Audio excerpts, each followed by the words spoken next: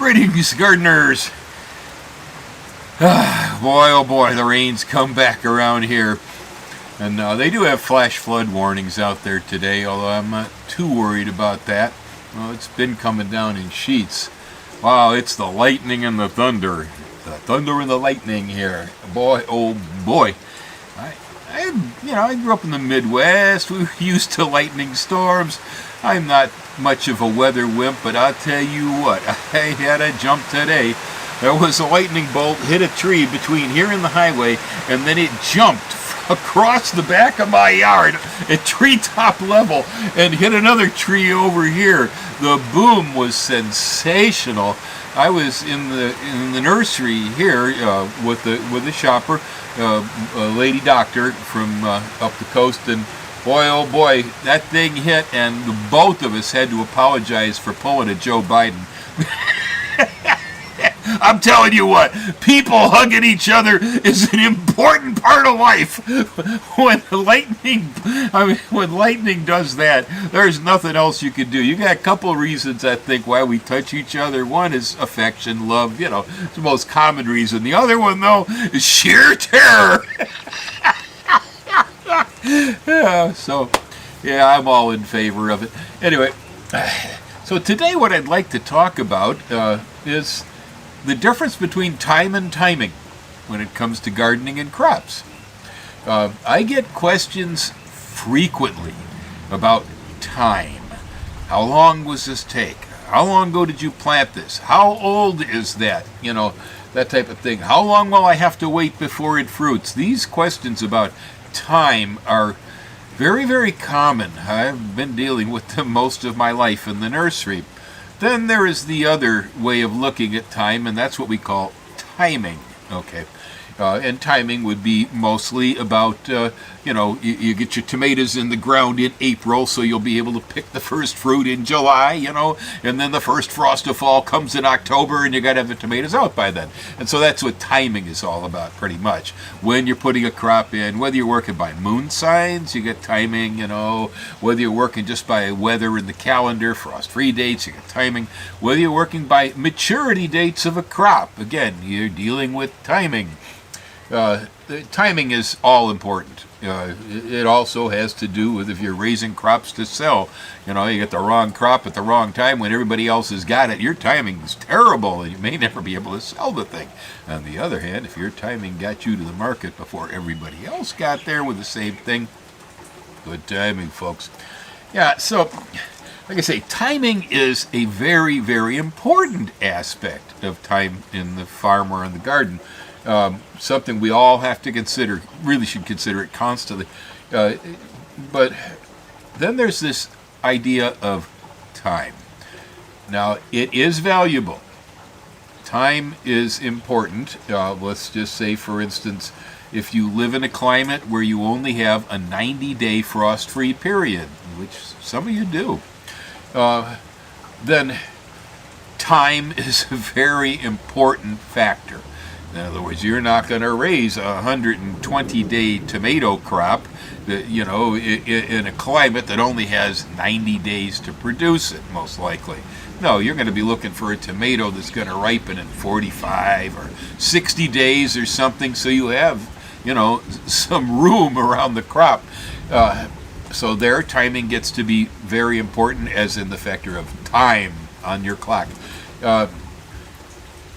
If you're commercial, and you're trying to make a living off of it, time is also so important.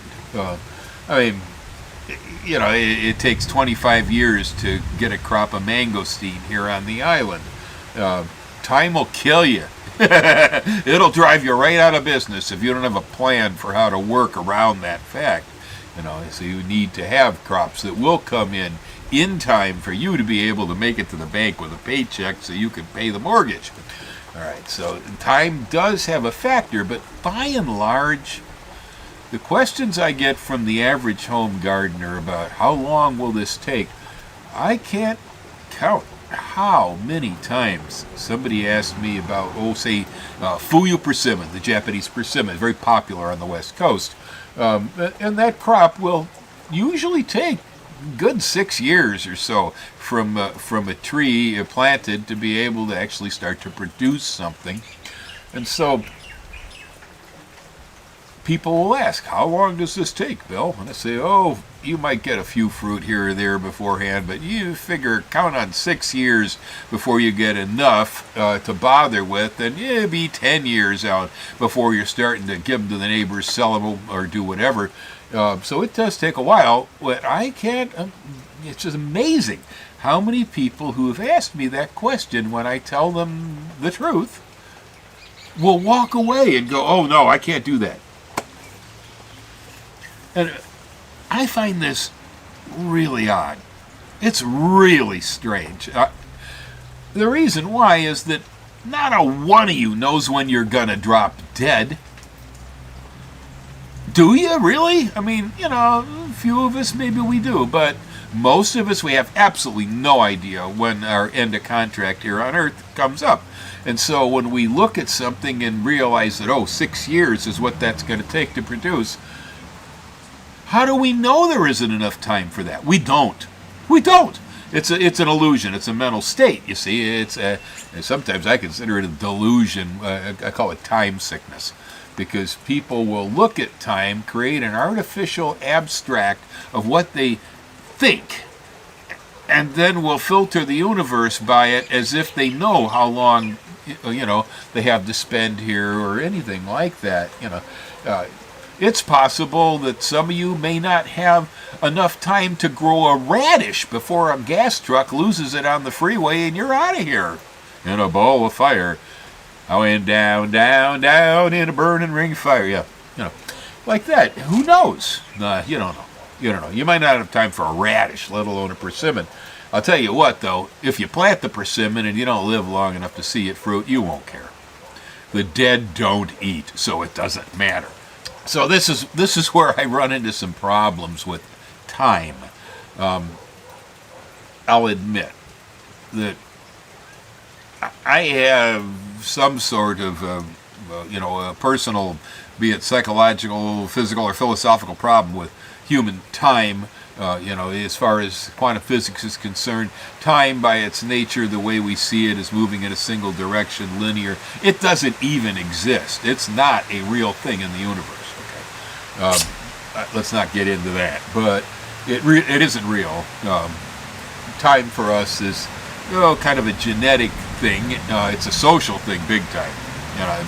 So time is created by society. You realize we didn't used to have wristwatches. We didn't even used to have clocks. Well, now we're driven by time. There are people even here in Honolulu who don't have enough time to slow down for a red light anymore because they got to get to work on time. We drive ourselves madly into insane lifestyles that have to do with an artificial sense of time. And it floods over into the garden. Again, I refer to it as time sickness. It's not right. It's not good because the vision of time that we have doesn't even really exist. Yet we whip ourselves with it. I use a watch like anybody else, and when I'm going for an appointment, you better believe I'm paying attention to the watch. I like to be on time, and so on. So it's got its purposes. But as a person, I don't even really sense it. One of the worst questions I ever get is someone will walk up and say, "Oh, Bill, well, how long ago did you plant that sweet corn?" Or, how long's this tree been in the ground? I almost have to sit around and memorize these things like I'm studying nursery rhymes or something for people so I can actually regurgitate an answer. I don't usually have an answer. I have no idea. I pay no attention to this, you see. Time for me, when it comes to plants, is completely irrelevant. It doesn't mean anything. I don't care if I don't live to see the tree fruit. It's not important to me. Like I said, the dead don't eat, so who cares?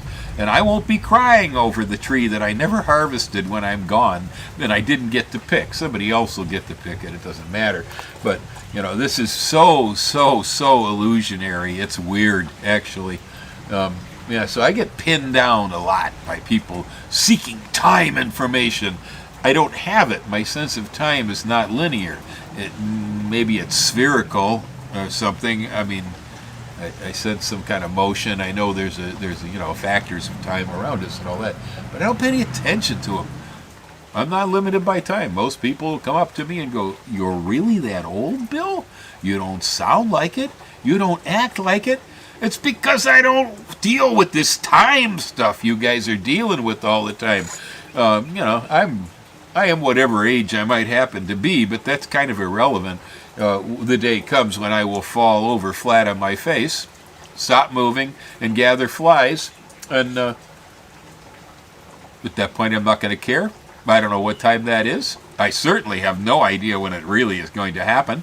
And so, why should I care how long it takes something to fruit? That'd be kind of a ridiculous situation.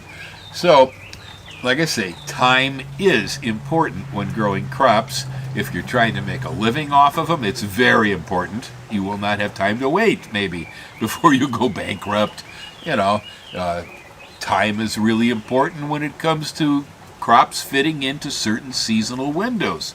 I'm sure if I think hard about that, I can come up with a couple other reasons how the clock and the calendar are very important to what you're doing.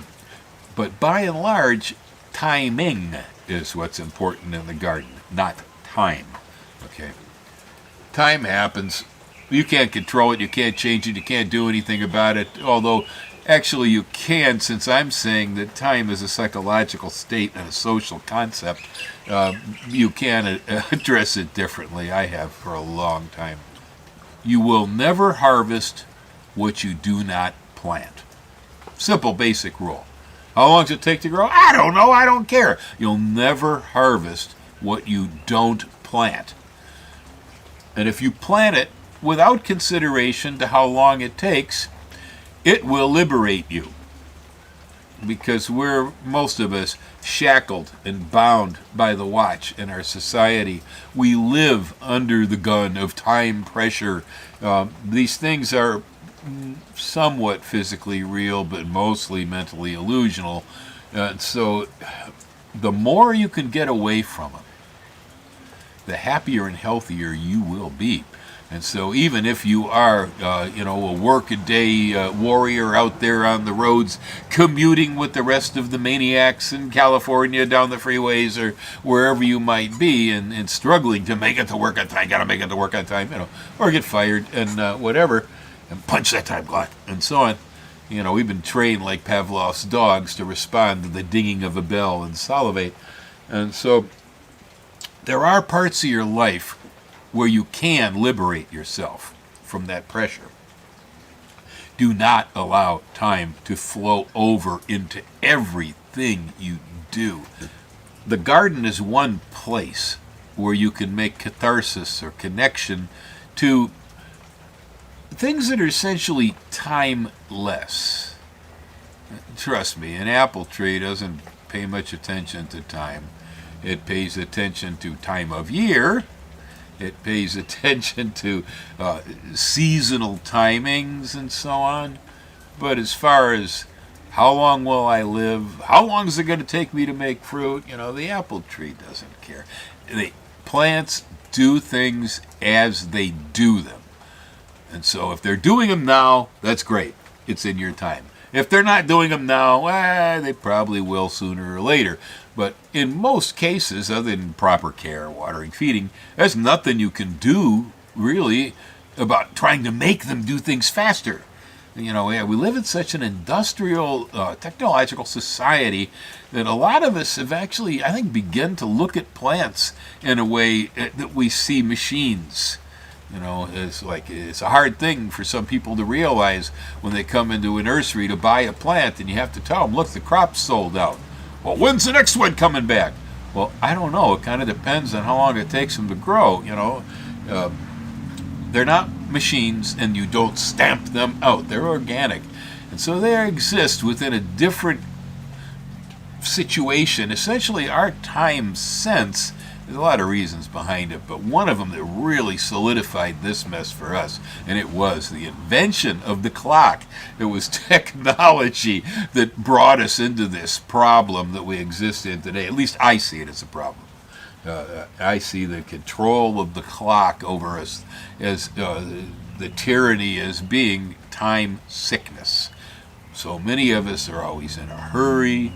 We feel as if we are, not going to have enough time, not going to have enough time, not going to have enough time to do this, to do that. I got to get there now. I'm late for a very important date. We're the rabbit, right? And Alice is in Wonderland. Really, we are. And then what's the rabbit holding? He's holding a watch. That's the reason he's time sick, And so find places where you can free yourself from that and indulge in it. Bathe in it like a bowl of warm tapioca. Because it's the garden and the orchard, and these are places where you can connect with the more natural sense of time flow, the world of plants. Trees live a long, long, long time. Go lean against an oak tree, slow down. Feel what it's like to pick up the vibrations of something that might live for 1,000 years or 2,000 years. They think in real slow, long thoughts. Most of us don't believe trees talk or are intelligent. Chances are they're as smart as you are. But when we say, "Hi, I'm Bill, I'm me," an oak tree says, "Hi," for 1 century. 2nd century, Bill. All right, it's a slow motion situation. So time is modular, flexible. The way we conceive of it is capable of being moved. It doesn't always pass at the same rate. I'm sure that most of you have had that experience, when a car pulls out in front of you suddenly and you're doing 60 miles an hour on a rainy road, and all of a sudden you got to lock the brakes up and try to control your car so you don't go slamming into them and kill the poor sucker that pulled out like that. Time stands still. I'm sure some of you have been in that time stands still situation, and it's a little more than illusional even. I don't really know exactly how it works, but what I can tell you is I've been in places with that before where my time sped up so fast. I actually sidestepped a broken chainsaw blade one time. I'm cutting a firewood pile. I got a chainsaw sitting here running full till, brand new chain on it that I had a guy just make for me. He didn't peen the rivets right. I could have killed him. The peen separated while the saw was running full bore. I saw that chain coming up off that thing just like a cobra being charmed by a snake charmer, except the saw was running at 6,000 RPM, and that was no cobra. That thing was flying like a streak of lightning. I actually sidestepped it. I watched it come up. I saw it in the air. I went, oh my goodness, I'm going to get my head cut off. I sidestepped, and I watched that chain fly over my shoulder. It had taken my ear right off. And I don't know how I did it, but the sense of time altered so that I was moving faster than a chainsaw blade on the loose. And so time is not a fixed situation. Time is a point of view.